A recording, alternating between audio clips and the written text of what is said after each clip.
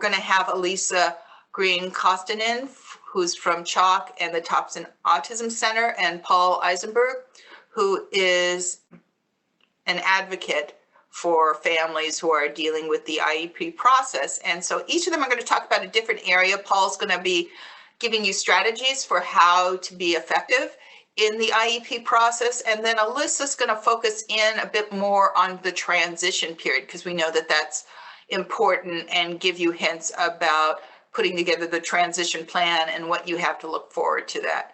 So good evening, everybody. My name is Paul Eisenberg. I am an educational advocate. I have been an educational advocate for the last just over 35 years. My background has been mostly in working with families of all different kinds, for having children as young as prior to 3 to college age kids. And the families that I've worked with over the last 35 plus years have ranged from children with autism, intellectual disability, learning disabilities, ADHD, emotional disturbance, or children who have significant emotional issues. And also, just a lot of other different kinds of kids who have medical issues as well. Just a brief background of myself. I'm married. I have a wife that's been with me, that we've been together now this is our 20th year. And between the two of us, we have 4 children. They're all adults, ranging in age from 31 to 26. All of my kids, I have 2 stepdaughters and 2 biological sons. All of them have some form of a disability. And then the obvious question that people ask me when I mention this is, did I get involved in this because of my kids? And the answer to that is no. I was actually doing this before I had children.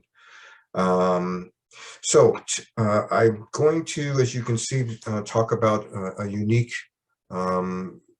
topic that I brought up, that I've worked on for many, many years. I've done this presentation over several different not just support groups, but different kinds of events that parents attend. And so I developed this series called the 3 C's of Advocacy. I want to say back in around year 2000.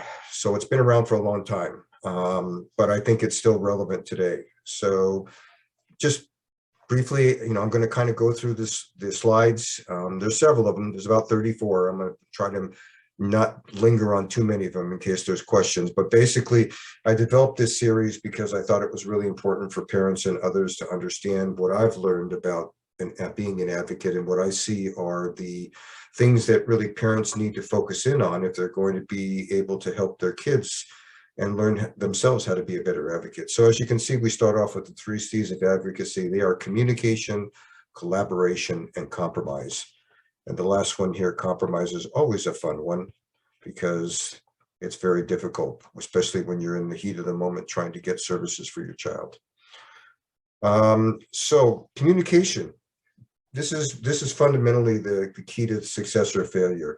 And I think communication for parents really falls in the area of being able to articulate your wants and needs and concerns, and doing so in a way that is able for the other side, in this case, the IEP team, to hear what you have to say. I do believe, after doing this for so long, that the professionals that work in school really do want to hear what parents have to say, but it has to be done in a way that's meant to be collaborative. And we'll get to that second piece. But what does that mean? That doesn't mean that you kind of walk into your meeting and start screaming and yelling at the other side because things have gone wrong, because that's the sure opportunity to have people, shut down and not really listen to what you have to say. Yeah, communication can come in many different formats. It can happen when you're at the IEP meeting, and it can happen obviously prior to an IEP meeting. So what does that look like prior? That can mean that my suggestions have been to parents, put out a to-do list or an agenda prior to your child's IEP meeting. Don't make it long-winded, do it in bullet points, and you can do it through email.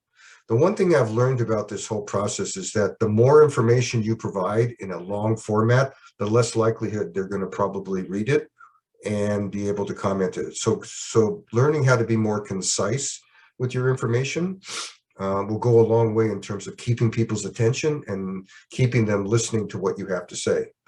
The other thing that I try to say too is that, you know, I have spent a lot of time with parents, and one of the things I've kind of really communicated to parents is that I know this is a very emotional process, and I know this is a very emotional time, and sometimes parents feel like, you know, they just break down and they start to cry. And I know this is going to sound somewhat harsh, but I tell parents, keep your tears for your pillow. Don't bring them into the IEP meeting. Not that the people don't care, but it's sort of like you sort of lose your whole focus when that happens. So I know it can be difficult, but I do believe that, you know, being able to keep yourself on an emotional level goes a long way in terms of getting people to continue to listen to what you have to say. Okay. I don't know why it says click to add title. It should be in there, but barriers to being successful in your IEP meeting. Some of it I've already said. Basically, keeping your information simple, keeping it direct, and staying on what you want to talk about in your meeting. Also, being a good listener. Listen to what the other side has to say. You know, I think the biggest thing. I think one of the things that happens in an IEP meeting is that sometimes parents will come by themselves to attend an IEP meeting. And my suggestion is always try to come with somebody else, whether it's your spouse or a friend. And that's because I think you want to have that person be there for emotional support, but also to be there to take notes for you so that you can focus on what's going on in the meeting. And it also helps because at some point during these meetings, sometimes somebody's going to say something that's going to catch you off guard and start to ring that emotional bell. And then you may not be focused at that point in time because you're dealing with your own emotions. So having somebody with you really goes a long way. The difficulties with failure to communicate, leading members to not feeling that they've been heard, creates an us versus them atmosphere, brings anxiety, mistrust, and fear, leads to members shutting down and bringing in others to speak for them. Successful communication leads to a better understanding of each other and the child. It allows you to provide your perspective, your vision, and what your expectations are at that IEP meeting. Successful communication also breeds trust, true appreciation for others, and the opportunity for ongoing relationships. Leads to identifying programs that are best for your child. That's the give and take that happens in a meeting. The basic communication tools that you use and that I've discussed for IEP meetings pretty clearly. Assume a positive intent for all members. Understand there really isn't an even playing field. Each member comes to the team with a different perspective, knowledge, and experience. Keep it short and simple. Big one for me. Keep it short and simple. Active listening, really listen. That can be sometimes difficult, especially if things get heated. Address issues as they come up. Keep notes so that if you have to refer back to them. Sometimes things end up in what we call the parking lot, which is something's brought up, but it's not discussed then. It'll be brought up later. You know, keep that in mind. Don't rush, but write for clarity.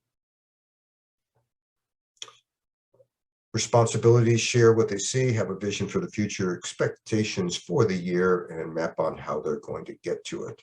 Then we get to collaboration. Collaboration is described as, and I got this from Wikipedia, it's a recursive process where two or more people or organizations work together in the intersection of common goals.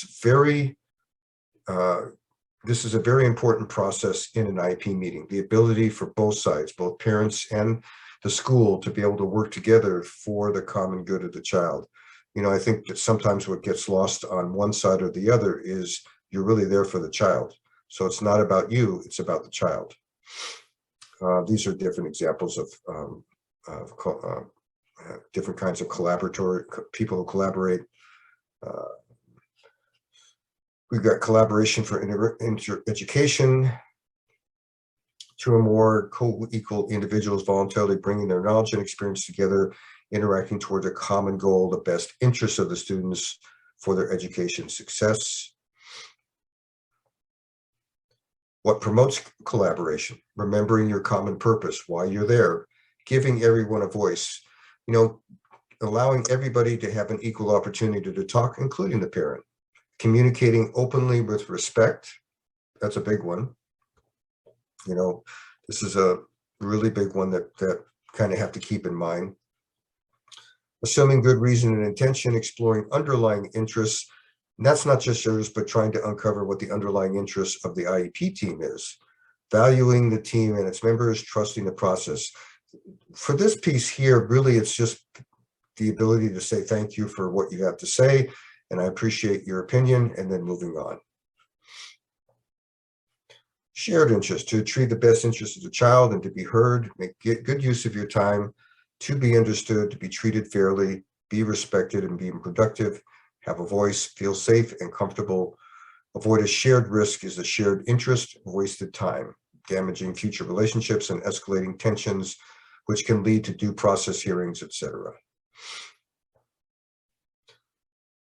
Questions that promote interest. How is your best idea best for the child? I'm very interested in hearing about it.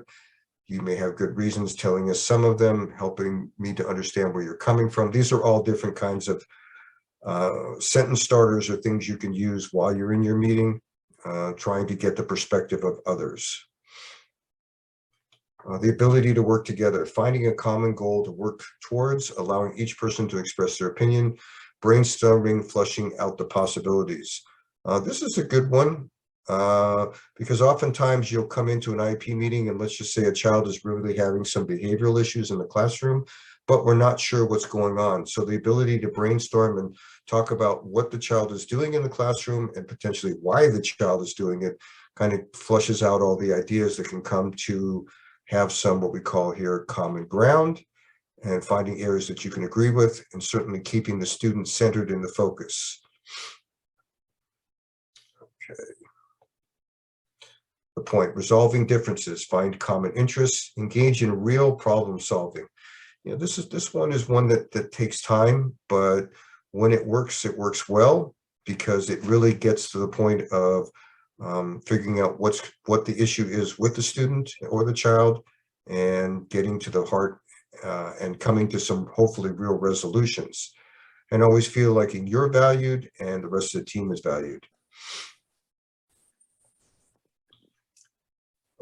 This is about unity. This is very long-winded. Sometimes it's great to get all these little things put in here, but basically all this means is being united allows everybody to be able to work together.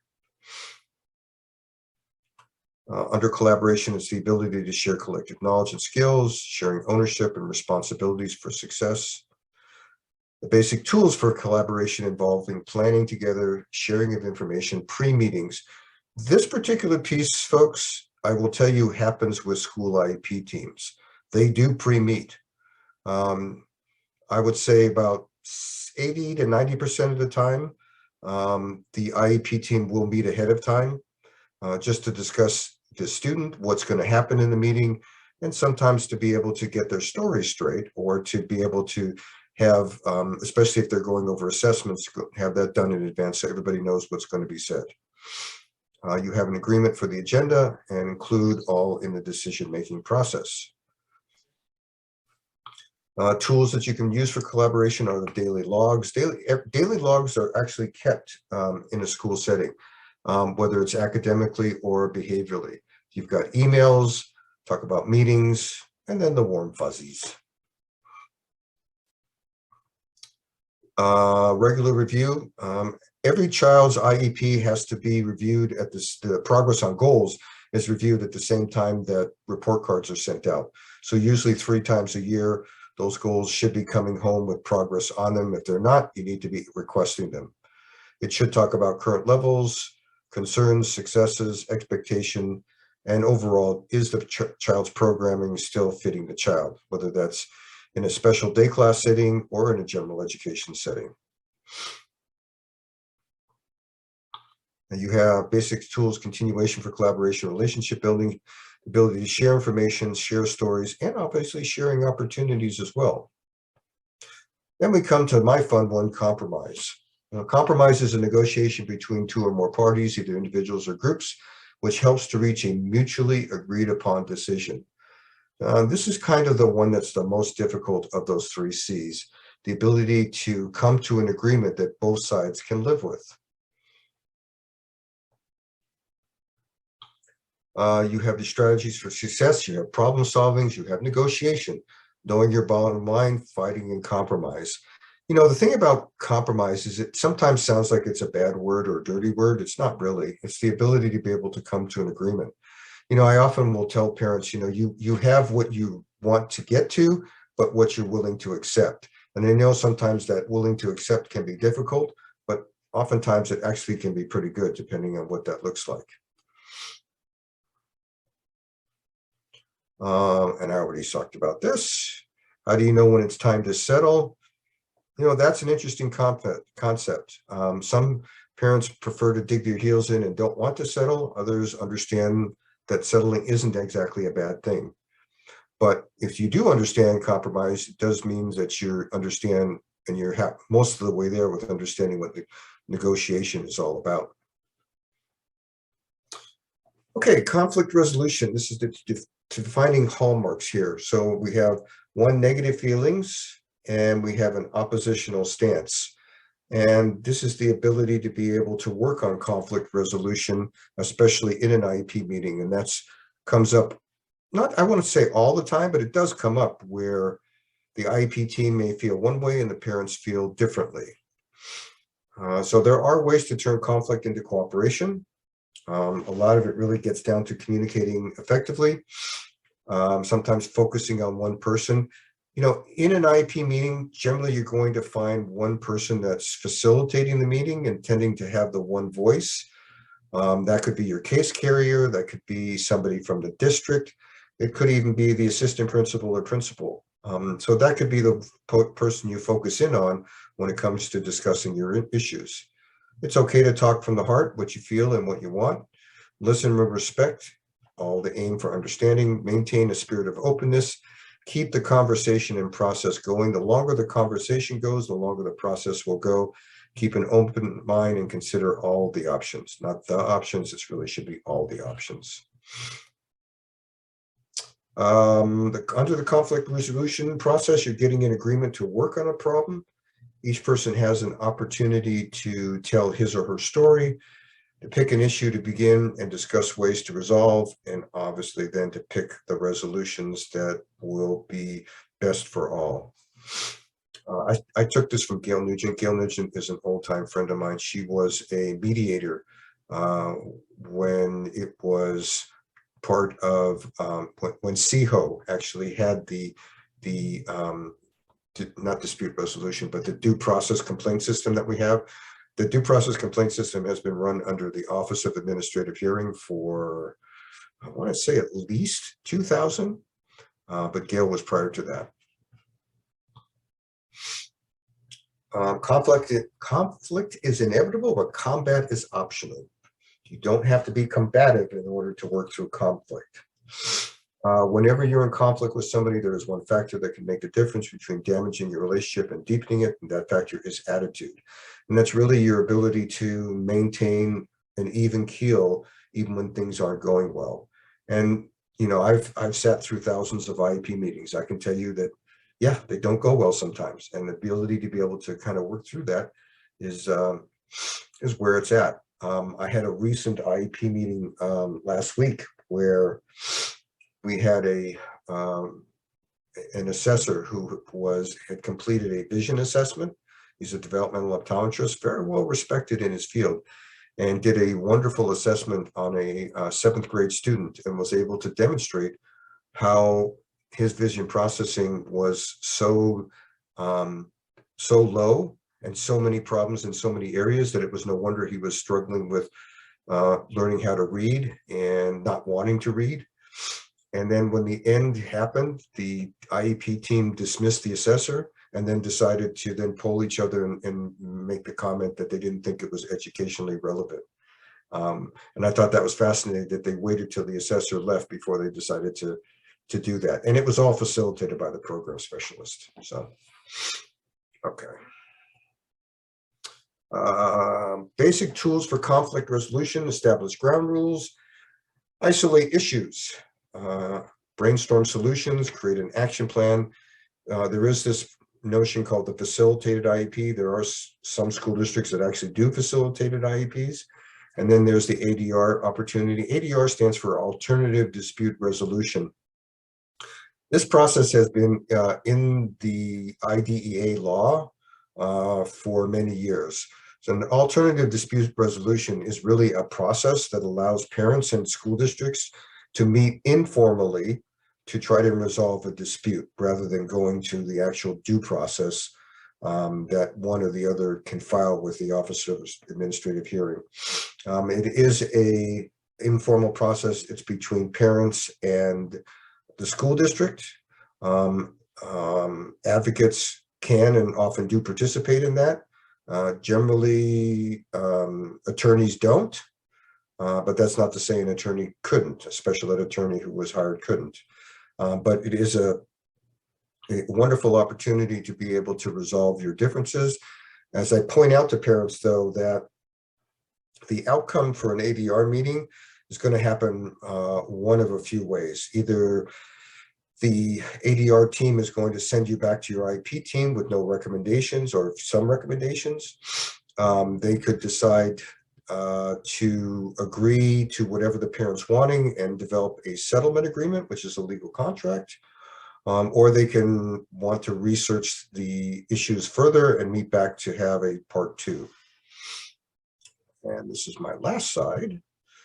Spiros. It's about sensitivity, listening with an open mind, participation, encouraging others, share when you think of something, give your point of view, experimentation, think outside the box, allow brainstorming, no buts, respect, understand and appreciate differences, keep an open mind, accept others' ideas, allow people to voice their ideas, assume the well and good intention of group members, and then openness, honesty, truth, risk, and confidence.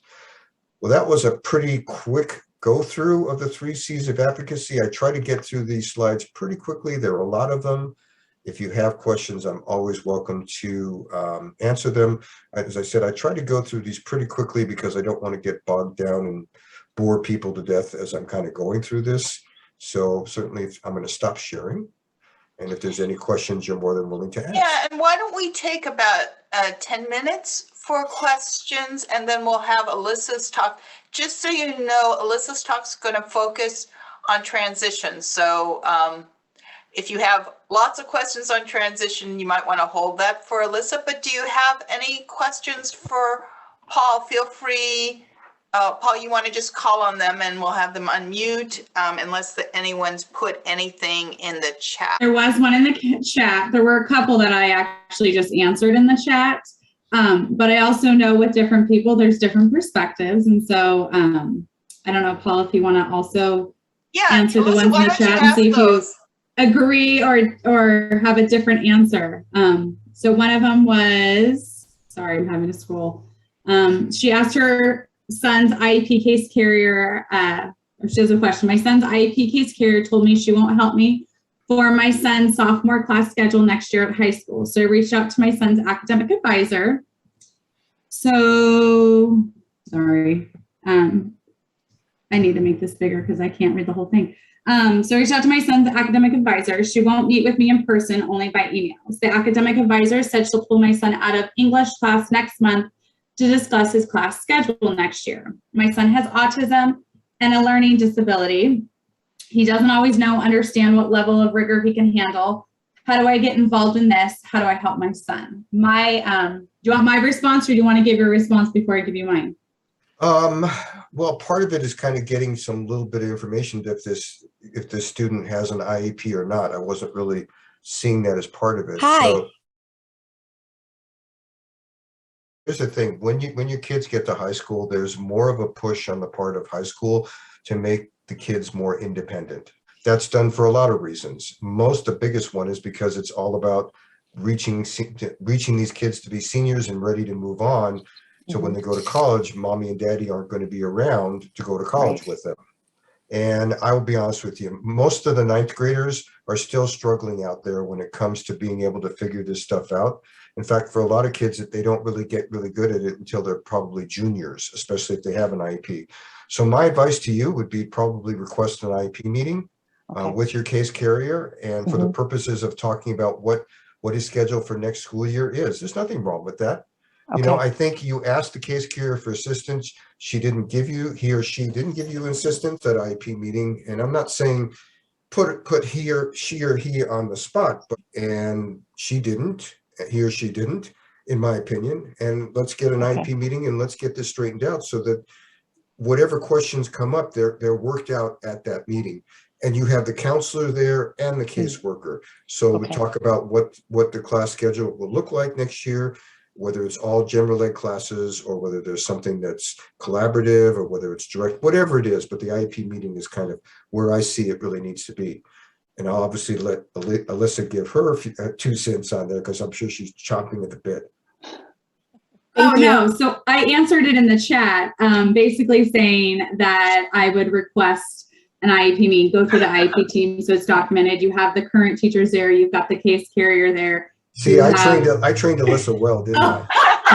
Oh. And most, just so you know, Becky, a lot of the case carriers, especially in high school, right now they're starting to build master schedules, and they informally build them off of students' interests. So off of kind of these like basically class surveys that they send out. So every student has to fill out like their coursework for next year, and they start building them. So closer to the end of the school year is when it starts getting formalized. I've worked in multiple high schools. Typically my case carriers actually but write out all of the schedules for their individuals. So they're not normally doing it at this point in time in the year, but you know, it doesn't ever hurt to start now. At all, you're just sounding like somebody who wants more information. As a parent, it's confusing. Each time they go into a different educational environment, the rules change. You know, you're slowly by college, you can't even call the professors, so you're weaned of any kind of role. This is going to cover some of them, but you know, you've got to wonder: is my kid college track? Am I going to go for a diploma or just completion? You know, there's a lot of big decisions. So you wanting to get on top of it, and I noticed there were some other ninth grader parents here. It's important that you get a handle of it on it. So so your concerns are valid and from a parent perspective. Can a student come to an IEP meeting? The answer is yes. Sounds like your child's 10 years old, high functioning in a gate class. So be aware that even bright children in a class, in an IEP meeting with a bunch of adults can be very intimidating. So I would have a discussion with your child on how he or she feels about attending an IEP meeting. And I'd also kind of want to know, you know, your focus or your purpose for having her there and having your child there in the first place. If you're concerned about your child's reading, and you've been making, because that's what it says in the chat, that you just some concerns with reading. If your child is having difficulty with expressing that, then that's the point of a parent to be able to articulate that on the part of the parent. Again, you know, I'm always ambivalent about having young children in IEP meetings because sometimes adults say things that they don't mean to say, and it can be sometimes upsetting. So I just think you have to be cautious about that. Although I'll tell you a quick story. I had a case here in Orange County with a young man where the parent had been asking for an aide for like 4 or 5 years. And we finally had an IEP meeting. We had several IEP meetings about it, and mom never got an aide. Anyway, she said to me one day that her son wanted to attend the IEP meeting, and he was in 5th grade. And I said, sure. And he came into the IEP meeting, and he was the most articulate kid I have ever seen. And he advocated for himself to get an aide. And boy, he got the aide. So I was like really impressed. There's also another question about an 8th grader who's autistic.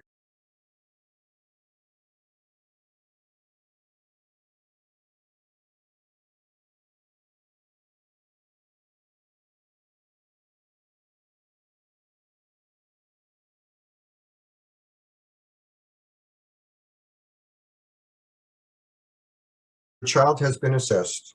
Parents do have a right, if they disagree with that assessment, to request from a school district for the school district to publicly fund an independent educational evaluation in the area or areas that your daughter was assessed in that you disagree with. And that's actually under the Code of Federal Regulation 300-502. Now, there are two options that a school district has when a parent makes that request, and you make that request in writing, although you can do it verbally. It's better to do it in writing. File for due process, and they can ask that an administrative law judge rule that their assessment was appropriate and they don't have to fund it.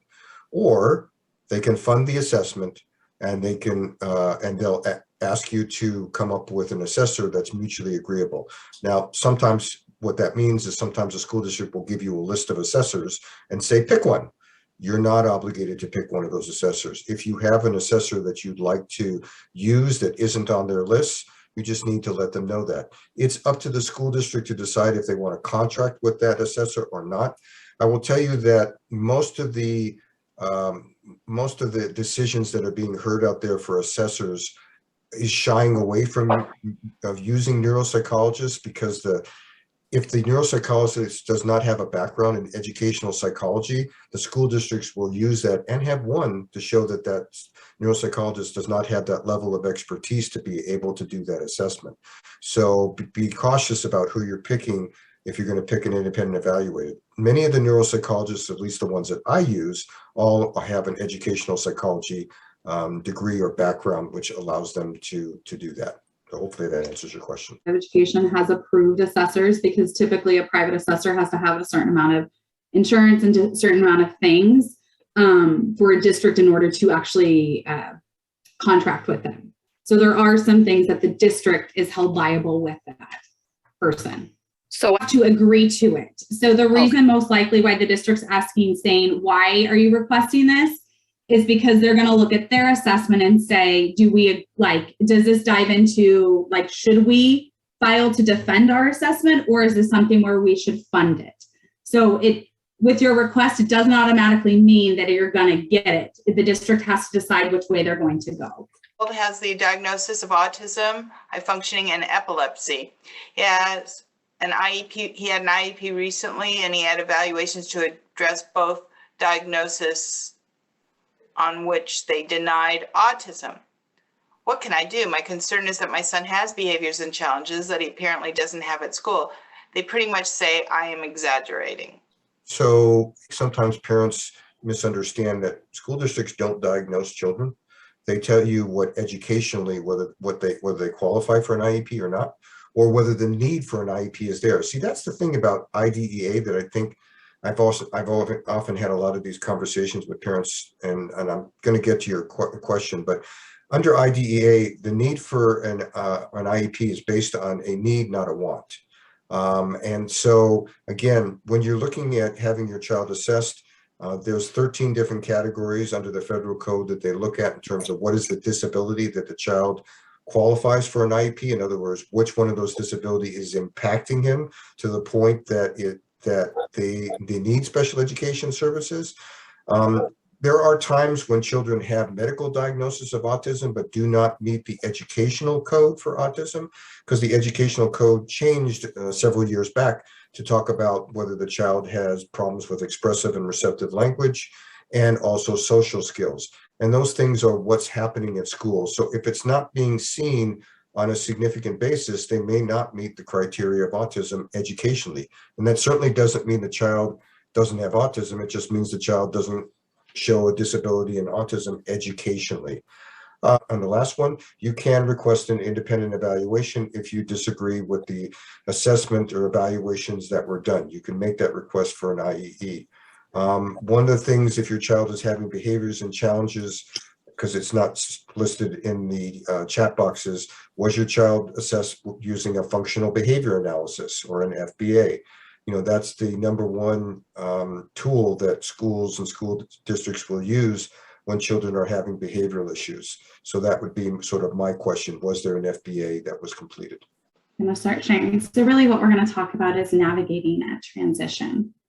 And so just a little bit about me, and what's interesting is Previous to coming over to be the directors of the families, agencies, and schools together, I worked within the public school system for 17 years, originally as a school psychologist, and then I went into program specialist and did the last 7 years of my public school career as a special ed coordinator. And Paul and I know each other very well from those days, but I do have an extensive background within the public school, working with districts, navigating all of those systems over at the Thompson Autism Center at CHOC, where I currently am at, between there and the Thompson Policy Institute. My focus is really helping families navigate the school system. So really be able to help clear communications between families and school districts and also agencies, help relay that information between the medical community, because that's where I'm located at, and the school districts. There's a lot of times there's misunderstanding, and in a sense, I'd say we speak two different languages. You have the school system, education system, and then you have kind of your medical system. And they both operate very differently. And I think a lot of times it can leave families just confused. I'm very, very fortunate enough that in my position, we are currently building a transition program called Journey to support individuals transitioning from high school into post-secondary education, into employment, and really trying to wrap a family around all of those different transitions. So really what kind of my objectives here today is I want you guys to walk away with understanding what an individualized transition plan is. So I'll call it an ITP. Understand the difference between a certificate of completion and the diploma. How do you prepare with your IEP to support beyond high school? And understand how the IEP translate into after high school. What does it look like? And kind of the ranges of support that you can expect in college. So it is kind of a lot, and I will try to briefly touch on it so we do have ample times to discuss. The agenda really is to review the ITP, discuss the diploma versus completion, the certificate of completion, how do we prepare for the future, supports at the college level, and the outside agencies. There is a quick little video that can you guys hear this at all?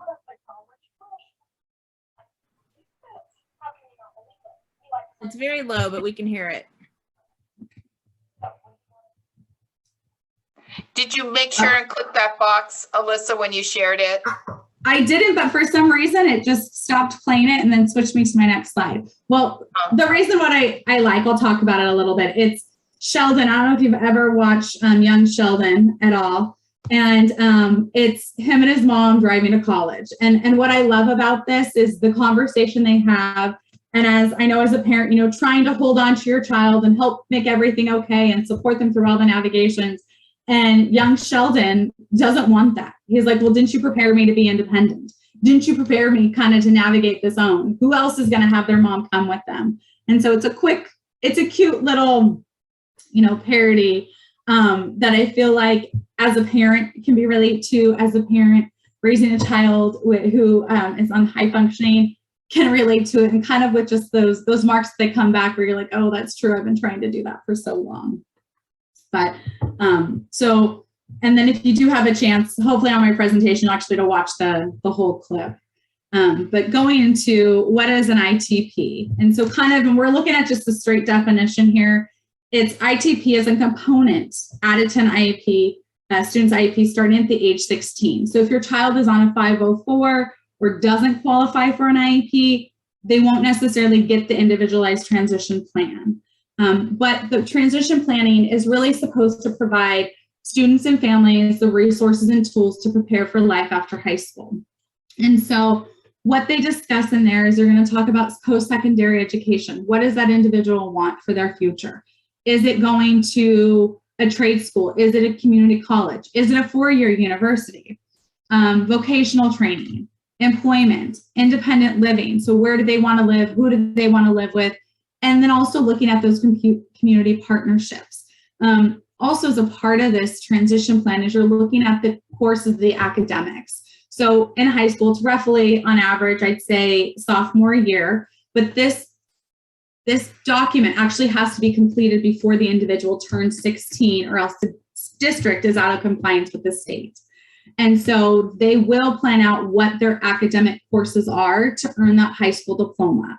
And so on that form, you will know that how many credits they need to have, where their credit stance are, and the courses, so just kind of the basic courses that they need to take to complete the high school diploma. And really in it, they're going to talk about the students' preferences, strengths, skills, needs. They will have goals in education, training, employment, and independent living skills. So those are going to kind of be those three main pieces that they talk about. The school district by law has to do transition activities. And so a lot of times what you will see is there will be someone from the school district who will come in and talk about different careers, talk about college exploration. They will come and do interest inventories, have them kind of discuss different job and careers potentially that individuals may want to get into. And so there is typically a person who will come into, and normally it's the special education class, so into like a study skills or basic skills class, who will kind of discuss this and have them fill out inventories. They normally, with the case carriers, start inventories in their 9th grade year. And so each year, sometimes they give the same one a couple times, other times they give different ones, and they want to see has their interest changed. They want to help them navigate kind of what are the interests that they have, as well as looking at, living skills. They'll talk about, do you want to live on your own? Can you cook for yourself? And so they will discuss that. One piece that the school districts don't do, but as a parent, and I'll talk about it more later, is that you want to think about is if there are medical needs. The school district's not going to discuss medical needs at all, and they're not going to go down that way. But if your child does have those medical needs, think about how you want to transition your child from like a pediatrician to an adult care provider. And then also with the ITP, they'll do community mapping. So they'll look at what local places can you get in touch with. There is something called workability at the age of 16 that individuals who do have an IEP can get linked into to help them get a job as well. When we look at the diploma versus their certificate, with the diploma, the individual has to read all graduation requirements. And so there's a state mandated 13 required courses and then 15 required courses. Currently, right now, during the COVID time, individuals who are juniors or seniors this year, the state of California has said that they qualify for the state's diploma. Normally, it's a little bit more rigorous or I shouldn't say rigorous, but the child has to kind of experience some type of trauma to qualify for that. So foster youth care will fall on that if there's a move during, their sophomore, junior year. However, because of COVID, the state of California has been granting individuals diplomas with 130 credits. Now, it's not just any 130 credits, it's in very specific domains. And so you'd work with your high school counselor for that. Typically, if your child would qualify for the California diploma, the counselor, the school actually has to apply for it. But normally, I would say anywhere on average, the number of credits to graduate is anywhere from 220 to 230, some at 210. But there's a little bit of a variation, but not typically by much. The UC and CSU have 15 required courses. So that's kind of in addition to what the state mandates. The high school diplomas are accepted by college and universities. The curriculum is allowed accommodations. And so that is very different than kind of a modified curriculum. So if they're going to modify the curriculum, your child's not really on that diploma track. With a diploma, your child does qualify or is eligible for federal student aid and is accepted by employers. Currently, what a certificate of completion is that they're not meeting the high school graduation requirements. Typically, that's going to fall in like English and math. And so they're not able, and they need modified curriculum. And so that's really when you actually change the content and the skills that you're working on with that curriculum. The classes are typically targeted for functional life skills. The graduation, so these individuals normally do still meet the 210 or 220 credit requirement, but it's just not in the appropriate classes to where it would be on a diploma track. The graduation requirements are tied to an IEP goals. And anytime a child is moved from a diploma track to a certificate of completion, it is a part of the parents have to be in agreement. So it's not something that the school can just do without parents in agreement. And there should be a conversation, even within like when you're doing the ITP with the school district, should be a conversation regarding if your child cannot earn a high school diploma, because it does have larger implications. However, still earning a certificate of completion, the individual can walk in graduation, participate in all the activities, but it also doesn't exit services until the 22nd birthday. And so that normally with the certificate, and they'll move on to an adult transition program. And this is actually when they move on from an IEP, but there's something called a summary of performance. And a lot of times, and it's interesting speaking to colleges, which I'm very fortunate enough to do in my position, is a lot of them don't know necessarily or haven't heard what a summary of performance is. And really the individual, when your child graduates from high school with a diploma, the case carrier has to do a summary of performance. And they talk about academic achievement, functional performance, and how to assist this child in meeting his or her post-secondary goals. And so when your child moves from high school to community college to college, this information can be great and can really be used at a disability service center.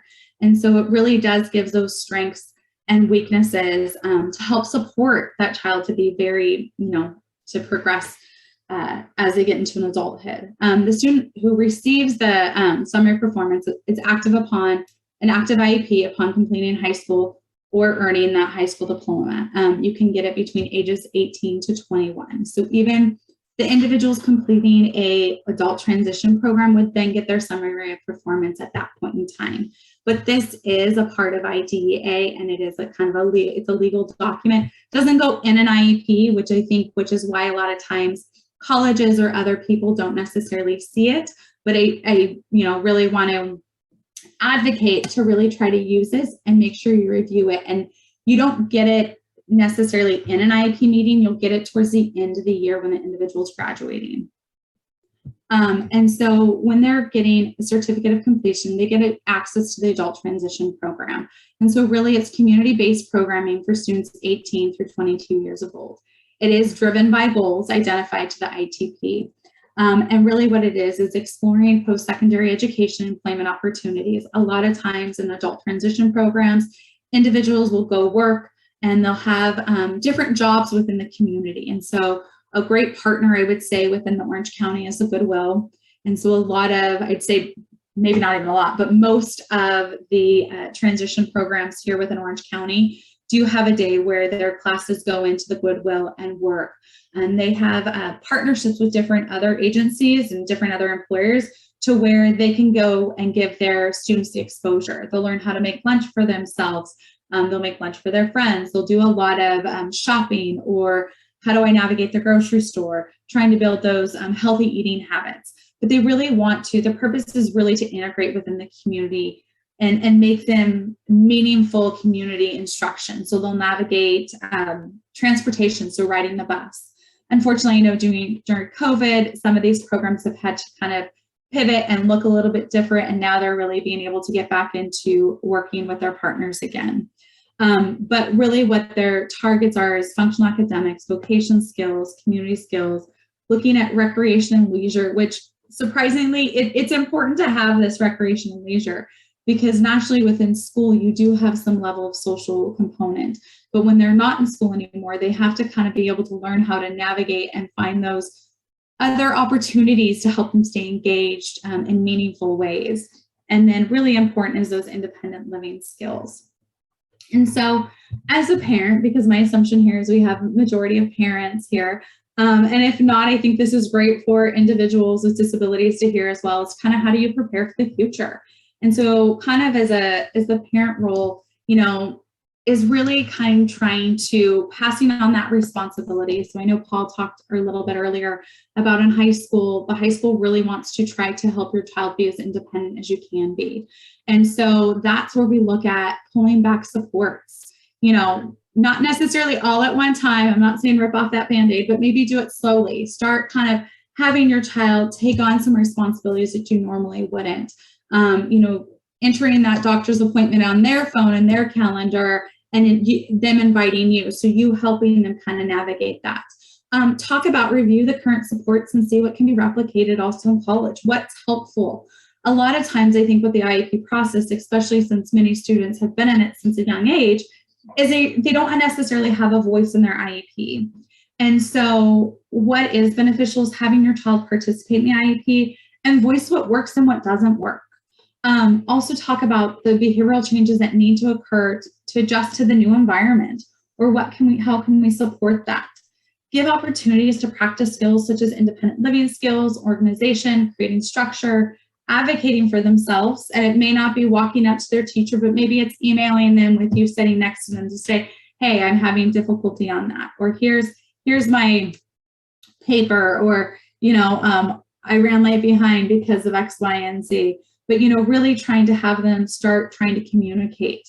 Have them communicating with their teachers, the doctors, other agencies. So if they've got regional center support, when they go in for their annual checkup, or if they're going in for a med checkup, give them a voice. I'm not saying you walk out of the room, but also help them start building their own voice, answering their own questions in those ways. Try to show, if they show interest, give that exposure to those interests. If they are of age to work, my one huge thing is do not fill out the job application or the college application for them. If they're wanting to go to college or they're wanting a job, you can help support them and navigate through it, but don't do it just for them. Support them and teach them how. It may take a long time, but you're building a skill that'll be lasting a lifetime versus always needing to kind of jump in and do that. Also reinforces healthy eating habits, getting enough sleep. And then also I'd say just how to relax, those deep breaths. So what's soothing to them? How can they calm themselves? And I think one of the things as a parent, we try to remove obstacles or take problems away, or say, they've had these are so hard, but not to remove all those obstacles. And it's okay, they're gonna struggle, but it's okay. They have you and they have you as a support. And so really try to be there with them. And that's why you want to do a gradual, slow release and not necessarily just, there you go, you're on your own.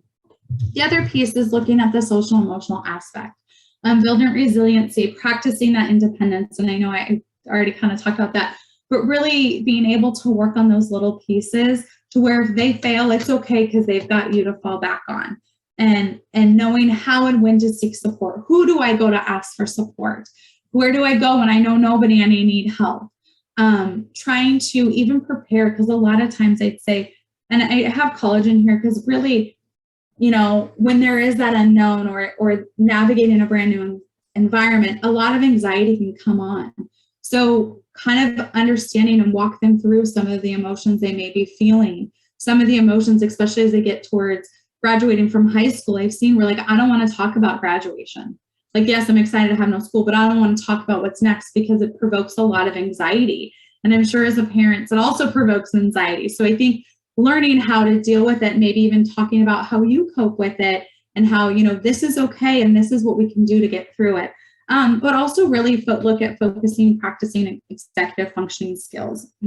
And so when we look at executive functioning skills, time management, so scheduling, that's a huge piece. I know for me, I live by my calendar. Everything has to go on my calendar. If it's not in there, doesn't exist. And that may not be the way it helps you, but trying to work on and figure out how can we help build those schedules in? How can we start planning and setting goals and meeting those deadlines? School naturally typically has projects and sometimes as soon as you get closer to the high school graduation, you have larger projects that have a lot of different steps. And so if the case carrier is not supporting breaking that down, sit down with your child and break it down. Or even it may be as simple as asking this case carrier, hey, do you think you can help chunk this for my child? And they can have that. Looking at how to problem solve. So how do you handle conflict? Task initiation and organization skills. A lot of his individuals do struggle with a lot of those things. So trying to build up those coping skills or tools, whether it's through use of technology, different apps, use of, even your school team, tap into the resources at school. They can, if they're in basic skills, they can be working on some of these. A lot of times it's just simply asking within an IEP, hey, my child is struggling with organizational skills. I noticed I opened up his binder, it's a mess. Can we add in some, organizational goals? And so they should, in a sense, collect data and say, yes, we have the data support, let's create a goal, or they say, actually, we don't see this is how the individual vet organizes. But, have those open conversations and request it from the school team. Looking at the independent living skills, being able for how to have a bank account, how to use your debit card. A lot of times, and I see this in young children, it's like, you just swipe the card and you pay for it. So swiping a card, they don't necessarily understand that there's money in an account that has to back that up. So having those types of conversation, having the money management conversation early on. So not necessarily waiting till they're 16, but starting that conversation younger. If your child is going to be conserved or qualify for SSI, or that you would want to seek a financial advisor to talk about an ABLE account. I won't go into an ABLE account or any of that because it's a pretty complex conversation, but just so that it's out there. So if you are in a conservatorship, you'd want to seek something like that versus a traditional bank account with a debit card. But have your child help you make meal preparation, laundry, cleaning, navigating their environment independently, and creating a schedule of variability. I know a lot of times we want to help these individuals really have a tight schedule and know what to expect, but also help try to teach that sometimes things don't work out and what's on our schedule. We're going to have to be a little bit flexible. And when is it stressful? What can we do to kind of do that? And so really that's going to try to build that resiliency. The other thing is when we look at employment, we live in a really wonderful place where there's a ton of resources. And so there's a lot of community agencies that there's career counseling, job training programs, job search assistant programs. But the Department of Rehabilitation, who works closely with the school district, TPP, Orange County One Stop, they can all really help navigate that employment piece. And while your child is in school, really take advantage of that. Now, these are all kind of open to public schools. So most private schools, I'd say depending on the private school, will depend on the access. But you can reach out to the Department of Rehabilitation. Say you're in private school, your child does qualify for an IEP, you can reach out to them and they will provide some support. They've been great in that situation where I've connected individuals to really be able to get the support that they need so they can be, gain meaningful employment. Also, when we look at accommodations, talk about the accommodations on the IEP with your child. Have them be able to articulate their needs and understand their strengths. So be thoughtful about which accommodations are needed and used. If it's not helpful or not used, take it out. Because the thing is colleges, and I'd even say your child when they go onto a job, is if they understand what supports them, they'll be better off in the long run and be able to advocate for what needs for them. But when they have a huge list that none of it really applies, and then it's not so meaningful. So especially in an IEP, if the team doesn't do it, I would request to talk about the accommodations and go through. A lot of times, unfortunately, when time gets crunched and short, accommodations kind of get skipped over.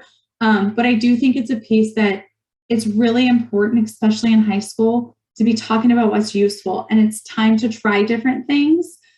Because especially if they go into post-secondary education, those accommodations can be looked at and some can be applied and some necessarily won't be applicable. And also, when we look at employment, what does an accommodation look like there? Will they need a job coach? Do they need that type of assistance? Is it a job coach that's with them all day? Is it a job coach who just is with them for a little bit during training and that's all they need? So I think when you put thoughts into that and seeing what type of supports your child may need, it really can be meaningful and beneficial. So when we look at college, just a quick comparison of laws, college does not follow IDEA. And so you're not going to have a traditional IEP. They're not held under child fine. But what they do is the Americans with Disabilities Act and then the Section 504. So those two laws do kind of govern colleges. And so individuals do have to self-identify to the college, to the Disability Service Center. Now, if you are in a conservatorship, the Disability Service Center will have a conversation with the parent. However, if the child is not, they will be working primarily with your child and not necessarily the parent. But one of the pieces that I love, and this can be kind of created in high school with the case carry the senior year, this can be created with you at home, but an introduction. So create an introductory blurb to kind of touch on the characteristics where the child struggles within the classroom or what their strengths are. So really being able look at the approved accommodations. So if there's an approved list through your college, it's a great way, this letter is a great way to introduce yourself to the professor, and here's how it supports me. Also think about the interactions with classmates, presentation, group, raising the hand, questions, and I'd also say what's developed. This is a great piece if you want to ask your case carrier kind of is during their senior year, if they can help support the development of this. And this is also something that can be discussed, I think, in an IEP, where because there are some characteristics that may offend people, so if they're informed to an employer or to a college professor, necessarily that it's uncomfortable to make eye contact, they won't necessarily take that as an offense, but understand, okay, this is a part of who you are and that's okay. But this introduction, it can be great even if there's going to be a roommate situation. I've seen these used actually with different friendship circles when individuals are trying to kind of join. Now, I'm not saying you go around passing this out, you use it with select people, but it can be a great way where a person feels comfortable and kind of sharing about them, what their strengths are, and what necessarily, some people may find offensive, but really is not trying to be offensive. Also, the thing is looking at testing accommodations. A lot of the accommodations that are done within an IEP may not translate into college. Exactly. So with college, you'll want to make sure they're registered with the disability services.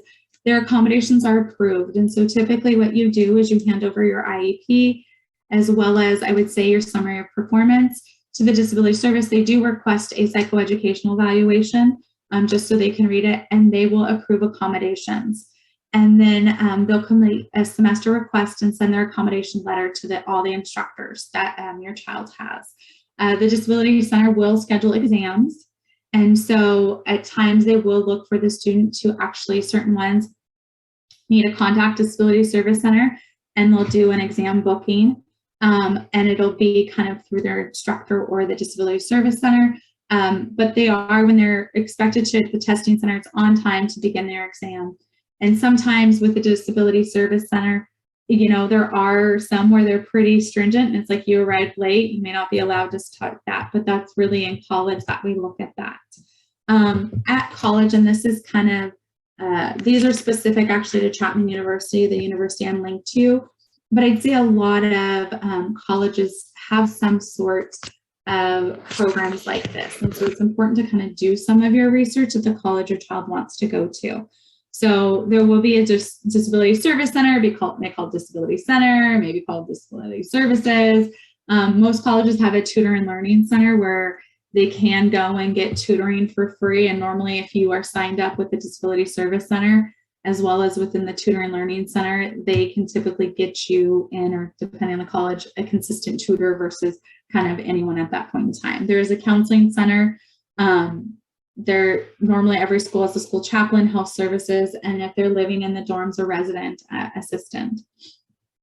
So some of our local community colleges that have some great programs: Coastline Community College, Cypress College, Golden West College, Fullerton, North Orange County Continuing Education. They have an Arise Lab, Orange Coast College, Saddleback Community College, and Santiago Canyon College. Now, this is not an exhaustive list, but a lot of these have a really strong programs. They've got programs that can support the range of students. So not necessarily those just earning a high school diploma, but some of those students after they're 22 and wanting kind of that more of that college experience. And then the outside services that can be appropriate. We're looking at regional center. If your child does not have regional center, I think it's important to try to apply. Not everybody does get it, but they do offer a lot of supports into adulthood. The Department of Rehabilitation is a great connection. Same with the Department of Developmental Services. College Living Experience, College Internship Program can be great programs that support, college life. So looking at that more residential home life piece. But there are another piece within that is finding primary care physicians who are specialists by your child's school, if not far, and then also technology and apps. So I tried to rush through that because I know it's late, But here's my contact information. I also have, Judy, I know, put out some of my other information. I don't know if there's questions. So yeah, let's take questions. Before we do that, I just want to thank Elissa and Paul. I know I'll thank them at the end, but Elissa covered a lot of things, and I don't want you to feel like you just got hit with a tsunami, okay? Because she covered all the different kinds of decisions you're going to need to make in the transition process. And I don't want you to, do I do conservative? Where should they go to school? What do I do?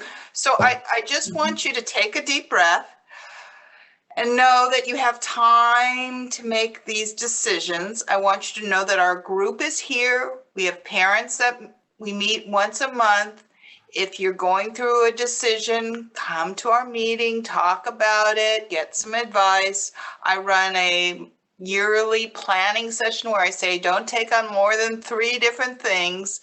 Elissa's around. It's her job to help you. So don't feel overwhelmed. That was a lot of material. There are a lot of resources, and many of them are going to be coming to speak to us at different meetings. So for example, we have Regional Center and Department of Rehab coming later this year. We offered an executive skills class last year, which I think we're going to do again this year. So there's lots of help out there. I just don't want you to walk away and go, oh my God, how am I going to do all this? You will make it through all of this. I want to mention too is Regional Center has a really good Ask the Expert series. There's also a conference coming up on transition. We have a Facebook page where I'll post that kind of information on. So there's a lot of information out there, but the Regional Center Ask the Experts is a really good mailing list to get on and find out when they have people coming and speaking. And I know Elissa has spoken there many times. OAH question, I think it's case individually. Like I wouldn't feel comfortable saying they would deny or they would accept something because I'm not OAH in the sense of the IEE. So I know Paul wrote in there that, only deny if a parent isn't able to prove that the school district assessment was not appropriate. I think it comes down to, was the district able to defend their assessment? So Paul or I wouldn't be able to tell you what their answer would be on any case. Yeah, I think as I said previously to that person, the process is pretty, I don't want to say simple, but it's straightforward. If the school district decides to file because they want to defend their assessment, the burden of proof then will fall back on the parent's lap at that point to prove that their assessment wasn't. And you'll be in a situation where you'll have to find your own assessor to not only look at the school district's assessment, but also get all the protocols from those assessments to make sure that they're appropriate and they were done correctly. And it's a lot of legwork, and it can actually become quite costly for the parent in terms of hiring a private assessor to do all that work. And they're about twice exceptional and assessors. And I was going to write back, but I'll just say I do have several assessors that I can recommend who can assess kids who are twice exceptional. So I think I put my information also somewhere, and I'll put it in the chat box as well. You're welcome to send me an email and contact me after the meeting. One thing I want to suggest too, while we're talking about IEPs and all this, is the importance of keeping your paperwork. So whether you're a computer person and you're going to create a folder and have PDFs, I know that's what Ken did, or whether I have notebooks for each year, and there are things that are really important that you're going to be asked over and over and over again when you apply for Regional Center, when you apply for SSI, when you apply for DOR, when you go into the schools. So having your diagnosis is one, having your IEPs is another, especially the last one when they leave high school. You're going to need that when you go to college. So be sure and organize your paperwork and have that handy, because you're going to need that at different points in time.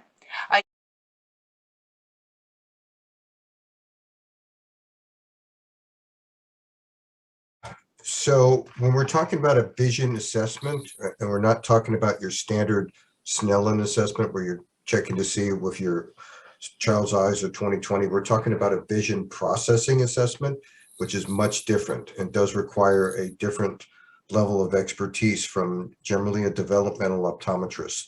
So in the world of vision, you have optometrists, you have ophthalmologists, and you generally also have developmental optometrists. So if you're concerned about your child's visual processing, in other words, how they're processing visual information, like they're having trouble with reading, or they might be having trouble with writing, or there was some standardized assessment that was done by a school psychologist or a clinical psychologist or an educational psychologist that pointed out that there were vision processing problems, you might be wanting to refer your child to a developmental optometrist and have his vision processing skills checked. So just what my son had that, and he had therapy for perceptual motor coordination and vision stuff. So it ended up being a therapy. It wasn't offered in school. But Paul, is that, or Elissa, is that something that schools can pay for, or is that typically something done through your healthcare? Yeah, It's case by case, I would say. So I've seen some. Okay, Elissa. I was going to say I've seen some where it's appropriate and the school district's paid for it, and I've seen some appropriate where the parents paid for it. So I wouldn't say across the board like the school district's always responsible, or parents are always responsible, but I do think it's a individual case by case.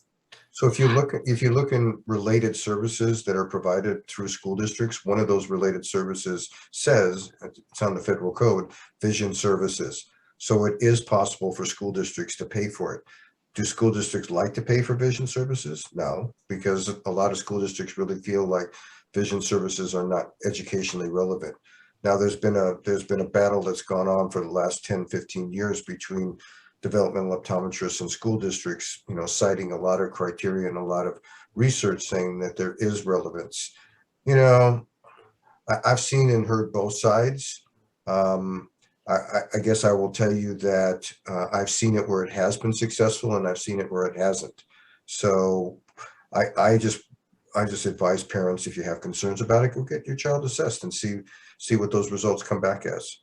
You should check with your insurance, your medical insurance and vision insurance, and see about coverage, because you may be surprised that that's covered.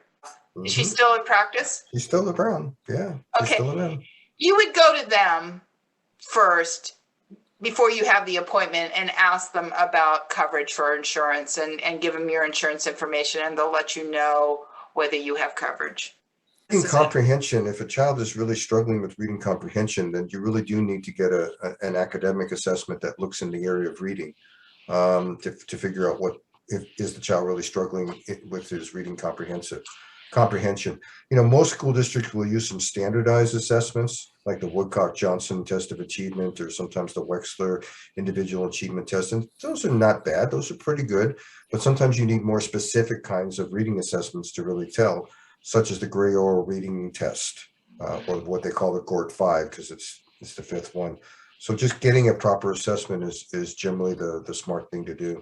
Grade your child is in, but I would probably be saying something to this fact of, my child is really struggling with understanding what they're reading. So I'd like to have my child assessed in that area of academics as it pertains specifically to reading. With someone who said that you can also reach on to Beyond Blindness, that they do have resources and offer a free vision assessment with a developmental optometrist. So I don't know anything about Beyond Blindness, but that may be. That's good. It's good to know. Yeah. I know there was one saying that they had difficulties finding the graduation or like their own diploma certificate track in an IEP. Paul did indicate that you'd look at your ITP.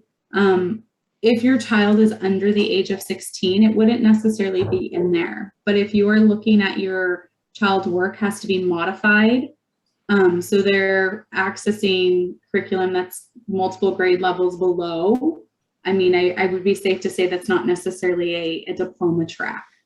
Not saying it can't, but you're not going to have a black and white saying certificate under the age of 16. But there should be conversations, honestly, starting in junior high about it.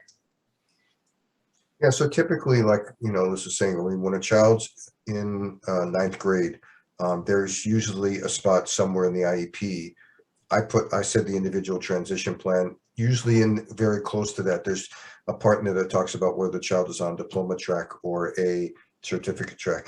You know, the thing of it is, depending on what school district you're in, you could be seeing, and if you're in Orange County or some other county, you could be seeing one of two different kinds of IEP documents. The traditional one that most school districts use is the document called SACE. And that one, definitely you will see things in that near the individual transition plan. If you're in Newport Mesa or Long Beach, there's a different model that they use for their IEPs. Elissa can kind of fill you in. Yeah, and Capistrano does as well. Capo uses Synergy. also another one. Synergy as well, right? Correct. Any more questions?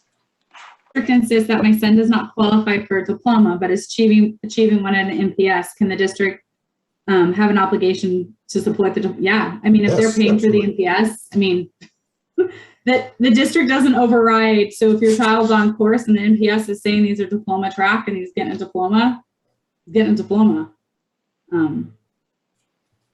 Yeah, Elissa's absolutely correct. Yeah, school districts can't override when a child is in a non-public school placement, because 9 times out of 10 it's being funded by the school district.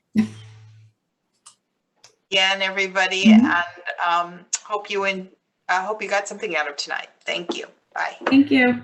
Bye. Thank you. Bye.